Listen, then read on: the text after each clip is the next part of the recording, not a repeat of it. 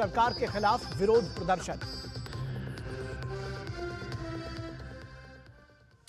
तो सबसे पहले बात करेंगे महाराष्ट्र की, जहां सरकार गठन को लेकर महाचर्चा जारी है और इस महाचर्चा में विधायक दल की बैठक से पहले बीजेपी ने अपने पर्यवेक्षकों का ऐलान कर दिया है। विजय रूपाणी और निर्मला सीतारमण ये दो पर्यवेक्षक रहेंगे और इनकी देखरेख में विधायक दल की बैठक होगी, इनके मौजूदगी में विधायक दल की बैठक होगी और वहां पर महाराष्ट्र में विधायक दल का, बीजेपी विधायक दल का नया नेता चुना जाएगा, जो संभवतः आने वाले समय में नया मुख्यमंत्री भी होगा। तो मुख्यमंत्री चयन की राह सीधे तौर पर अगर कहा जाए तो उसकी शुरुआत हो चुकी है और बहुत जल्द हमको महाराष्ट्र में नया मुख्यमंत्री का चेहरा देखने को मिलेगा।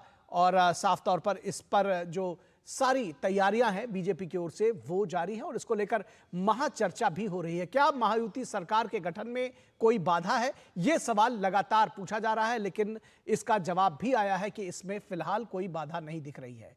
मीडिया की चर्चा के दौरान बार बार इस बात को कहा जा रहा है कि इस गठन में कोई बाधा नहीं है। मीडिया की चर्चा के बीच सीएम एकनाथ शिंदे के बेटे और एमपी श्रीकांत शिंदे ने कहा है कि सरकार गठन में कोई सस्पेंस नहीं है। कार्यवाहक मुख्यमंत्री एकनाथ शिंदे अस्वस्थ हैं, इसलिए कुछ विलंब हुआ है। पिछले हफ्ते केंद्रीय गृह मंत्री अमित शाह की मौजूदगी में तीनों धड़ों के नेताओं देवेंद्र फडणवीस, अजित पवार और एकनाथ शिंदे की लंबी बैठक हुई थी, लेकिन अगले ही दिन एकनाथ शिंदे अपने सतारा स्थित गांव चले गए थे। तब से अटकलों का दौर जारी है, जबकि बीजेपी ने शपथ ग्रहण की तारीख का भी ऐलान कर दिया है। मीडिया की खबरों की माने तो एकनाथ शिंदे सरकार में कुछ अहम जिम्मेदारी और विभाग चाहते हैं। मुख्यमंत्री को लेकर उन्होंने एक बार फिर साफ किया है कि प्रधानमंत्री नरेंद्र मोदी और केंद्रीय गृह मंत्री अमित शाह के निर्णय को वो मानेंगे। बीजेपी के विधायक दल की मीटिंग आज होनी है, जिसमें विधायक दल का नेता चुना जाएगा और उसके लिए बीजेपी ने अपने पर्यवेक्षकों की घोषणा कर दी है। विजय रूपाणी और निर्मला सीतारमण उसके पर्यवेक्षक होंगे। वहीं देवेंद्र फडणवीस को लेकर के बीजेपी में कोई कंफ्यूजन नहीं है। महायुति से अब तक मुख्यमंत्री को लेकर किसी पार्टी ने अपना दावा नहीं किया है। अजित पवार ने देवेंद्र फडणवीस के नाम पर अपनी सहमति दे दी है, तो एकनाथ शिंदे ने बीजेपी के मुख्यमंत्री को लेकर हामी भरी है। मीडिया की खबरों की माने तो बीजेपी की अगुवाई वाली महायुति में मुख्यमंत्री के नाम पर फैसला हो चुका है।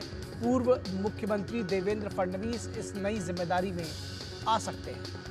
जानकार मानते हैं कि देवेंद्र फडणवीस की अथक परिश्रम और प्रयास से ही बीजेपी ने 2014, 2019 और 2024 में बीजेपी को प्रचंड बहुमत मिला है।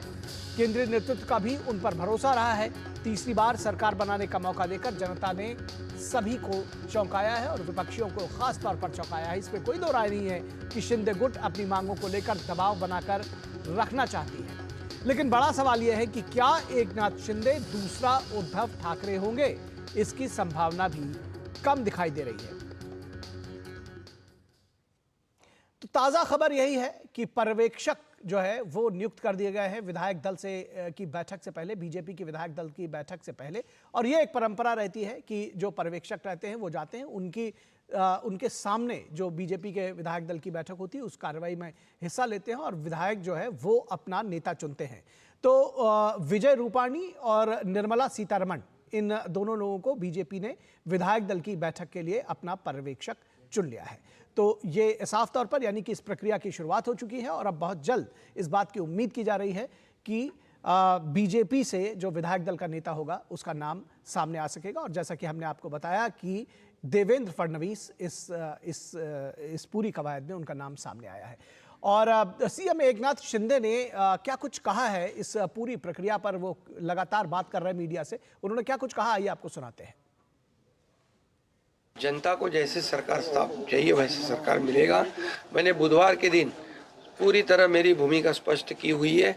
आदरणीय प्रधानमंत्री जी, आदरणीय गृह मंत्री अमित भाई, भारतीय जनता पक्ष के अध्यक्ष नड्डा जी जो मुख्यमंत्री पद के बारे में तय करेंगे उसको पूरी तरह मैंने मेरा समर्थन दिया है। उसके लिए कोई किंतु परंतु नहीं है। तो केंद्रीय मंत्री रामदास अठावले ने क्या कुछ कहा है, आइए ये भी सुनते हैं।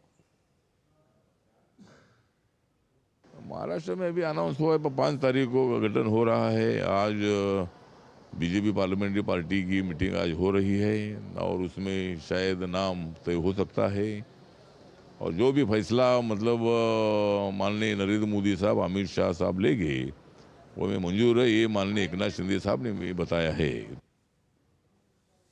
और इस पूरे मामले में बीजेपी प्रवक्ता शहजाद पूनावाला ने क्या कुछ कहा, आइए ये भी देखते हैं। ईवीएम बहाना है, राहुल गांधी को हार से बचाना है, इसीलिए संवैधानिक संस्थाओं पर निशाना है। ईवीएम को जिस प्रकार से गाली बकते हैं जब हारते हैं, ये वही ईवीएम वायनाड में, झारखंड में, जम्मू कश्मीर में, तेलंगाना में, कर्नाटका में वेरी गुड होती है और ये महाराष्ट्र और हरियाणा में वेरी बैड हो जाती है। और नाना पटोले जैसे लोग तो इसी को, इलेक्शन कमीशन को कुत्ता बोलते हैं और हर संवैधानिक संस्था का अपमान। तो हर एक संवैधानिक संस्था का अपमान करते हैं विपक्ष के लोग, ये कहना है शहजाद पूनावाला का। और इस पूरी खबर पर, महाराष्ट्र की पूरी सियासत पर बातचीत करने के लिए हमारे साथ हमारे संवाददाता शिशिर सेलार इस वक्त मुंबई से जुड़े हुए हैं। शिशिर, सबसे पहले तो जो ताज़ा खबर आई कि विजय रूपाणी और निर्मला सीतारमण जो है महाराष्ट्र में बीजेपी की तरफ से पर्यवेक्षक बुलाए गए हैं, तो ये इस बात की उम्मीद की जानी चाहिए कि बहुत जल्दी बीजेपी की तरफ से विधायक दल का नेता चुन लिया जाएगा। क्या कुछ सियासी गहमा गहमी है, क्या कुछ जानकारियां हैं, क्या जानकारी देंगे, क्या साझा करेंगे हमारे दर्शकों के साथ? बिल्कुल, देखिए निखिल, 5 तारीख जो है, 5 तारीख को महाराष्ट्र के मुख्यमंत्री की ताजपोशी होगी और उससे पहले जो है भाजपा के विधायक दल का नेता चुनने की कवायद शुरू है। उसी कवायद में आज अगर देखा जाए सबसे पहला कदम हुआ है, वो ये है कि बीजेपी का विधायक दल का नेता चुनने के लिए केंद्र की तरफ से बीजेपी के 2 पर्यवेक्षक आएंगे, जिसमें विजय निर्मला सीतारमण का नाम रखा गया है। हालांकि जब ये पर्यवेक्षक मुंबई आएंगे तो सबसे पहले जैसे मैंने कहा कि जो विधायक होंगे उनकी बैठक होगी, विधायक से चुन के आए विधायक है उनसे एक बार विचार विमर्श होगा, कोई नाम अगर सामने आता है तो उस पर चर्चा की जाएगी और अंतिमतः जो है विधायक दल का नेता का नाम घोषित किया जाएगा। तो ऐसे में अब अगर हम देखेंगे पूरी कवायद में तो फिलहाल तो एक नाम काफ़ी चर्चा में, जो मीडिया में भी हम देख पा रहे हैं अमूमन और बाकी जो चैनल्स पे भी इस वक्त देख रहे हैं, वो ये है कि देवेंद्र फडणवीस का नाम सबसे ज़्यादा आगे है। कारण भी ये इसके पीछे है कि जिस प्रकार से देवेंद्र फडणवीस ने कमान संभाली थी 2014 से 2019 में, और साथ ही साथ महाराष्ट्र में अगर सक्षम बीजेपी का कोई नेतृत्व है और चेहरा है तो वो देवेंद्र फडणवीस है और इसीलिए जो है देवेंद्र फडणवीस का नाम यहाँ पे सबसे आगे आ रहा है। लेकिन इतना होने के बावजूद भी अब तक बीजेपी की तरफ से इसके पर कोई आधिकारिक जो है जानकारी प्राप्त नहीं कराई गई है। लेकिन जो बीजेपी के कार्यकर्ता है, बीजेपी का जो केडर है, उन्होंने एक बात कही थी कि अगर देवेंद्र फडणवीस मुख्यमंत्री बनते हैं तो उनके लिए काफ़ी बड़ी बात है, वो उनके मन के मुख्यमंत्री है। ये बात उनके कार्यकर्ता हमेशा, जब से 23 तारीख का हमने जो रिजल्ट देखा है तब से कह रहा है। लेकिन अब तक जो है जैसे हमने कहा कि पूरी प्रक्रिया होती है उसके तहत उनका नाम आगे नहीं आया है, पहली बात ये। दूसरी बात ये, इस वक्त काफ़ी अगर महाराष्ट्र में देखें तो विपक्ष ये आरोप लगा रहा है कि महायुति में घमासान चल रहा है कि सबसे पहले तो मुख्यमंत्री कौन बनेगा, और अब दूसरा बात इसमें उभर कर आ रही है कितने पार्टी को कितने जो है कैबिनेट पोर्टफोलियो मिलेंगे, गृह मंत्री पद किसके पास जाएगा, इस पर जो है विपक्ष कटाक्ष कर रहा है।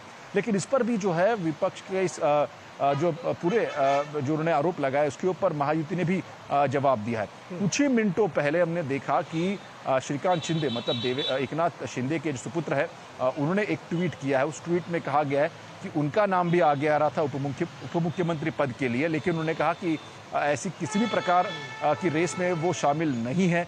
इससे पहले भी उनका नाम सामने आया था मंत्री पद बनाने के लिए, जब केंद्र में जब शिवसेना के कोटे से जब मंत्री था वो बनाने की बात चल रही, तो उन्होंने स्पष्ट कहा कि उस वक्त भी मैं उस रेस में नहीं था। और अब जबकि उनका नाम कुछ मीडिया रिपोर्ट्स में हम देख रहे हैं जब सामने आ रहा है, तो इस पूरी प्रक्रिया में, जो इस पूरी रेस में वो नहीं है।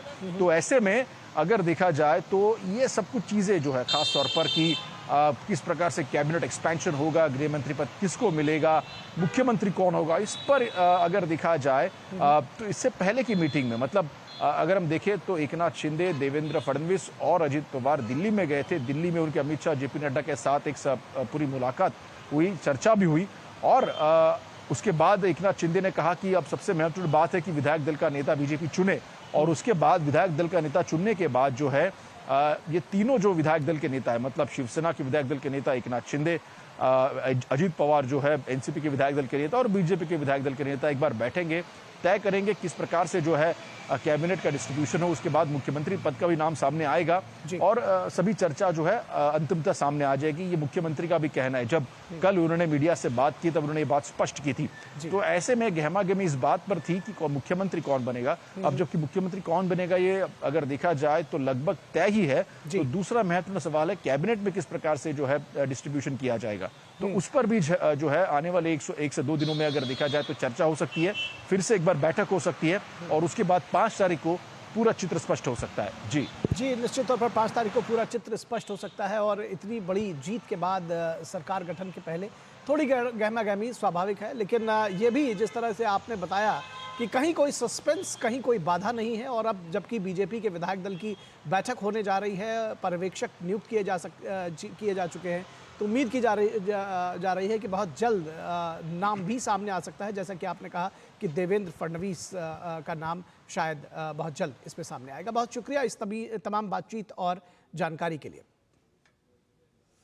और यहाँ रुकेंगे एक छोटे से ब्रेक के लिए और